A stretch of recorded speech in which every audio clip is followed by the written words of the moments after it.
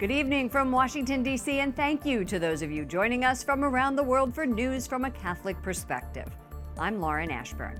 President Donald Trump signs an executive order ending the separation of children from their parents after they illegally cross the U.S. border. It's been a flashpoint in recent days, provoking outrage and emotional pleas.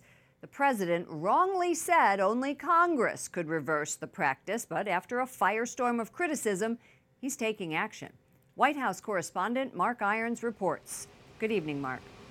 Good evening, Lauren. It's a dramatic turnaround for an administration that has been insisting that it has no choice but to separate families because of the law and a court decision. The president says the zero-tolerance policy will continue, but he says it's best to keep children with their parents.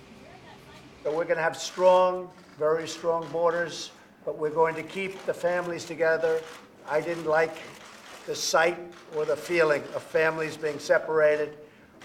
There's a problem that's gone on for many years, as you know, through many administrations, and we're working very hard on immigration. The president meeting with Republican lawmakers at the White House today. He said he is taking preemptive action to keep families together, but he's relying on Congress to pass wider immigration reform. We have to be strong on the border, otherwise you'll have millions of people coming up, not thousands like we have now. You'll have millions of people flowing up and just overtaking the country. We're not letting that happen.